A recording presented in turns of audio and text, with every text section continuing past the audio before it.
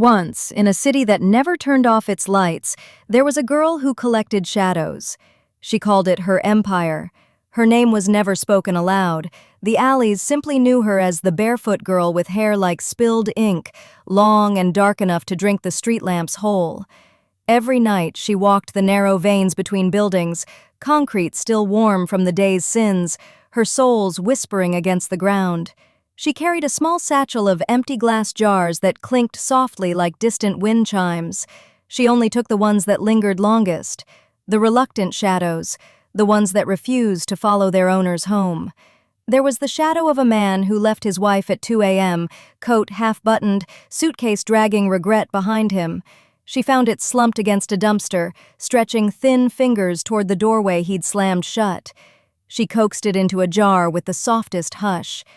June 3rd, his hands on her waist, then gone. She labeled them all in her careful, looping script.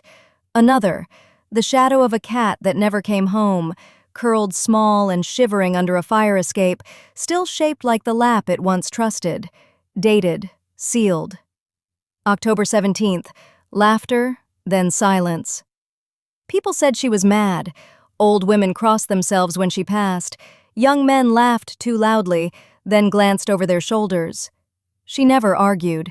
She simply smiled, faint as moonlight on broken glass, and said, "I'm just keeping the truth. Someone has to." Her tiny apartment above a shuttered laundromat was lined wall to wall with shelves of glowing jars. In the dark, they pulsed faintly, amber, indigo, bruised violet, like captured fireflies remembering old lives. At night, she would sit cross-legged on the floor, unscrew a lid here and there, and let the shadows breathe. They told her things, secrets, last words, the shape of almosts. As winter, she turned the key, looked back. It whispered her name, not the one her mother gave her, but the one she had never told anyone. The secret syllable she sometimes heard in dreams. Her heart stuttered like a failing bulb. She climbed the stairs. The shadow followed, silent on every creak. In her room, surrounded by her empire of captured loss, she chose the newest jar on the shelf, the one still faintly warm from the night before. She twisted the lid, and it poured out. Not like liquid, like smoke remembering it was once breath, like love that had learned how to lie, like every bad decision she had ever made, given form and teeth. The shadow flooded the room, swallowing the other jars, the labels, the careful dates. It wrapped around her ankles, climbed her spine, pressed cool fingers to the back of her neck, where her hair met skin. She didn't scream.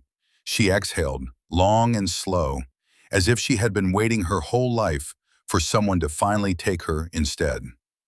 The city woke up the next morning, and for once, the lights were off. Every bulb, every neon sign, every flickering street lamp, dead. The avenues lay in true dark for the first time anyone could remember. People stumbled to windows, confused, frightened, suddenly aware of how much they had never truly seen. She was gone. Her apartment empty. No jars, no girl with ink-spilled hair.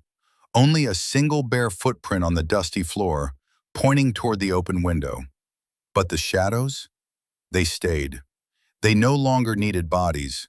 They moved between buildings like black water, pooling in doorways, stretching across ceilings, curling around sleeping throats. They remembered every secret they had ever carried. And if you listen close, at midnight, when the city holds its breath, you'll hear them. Soft, persistent, almost tender. They call it the Midnight Empire, and you're already in it.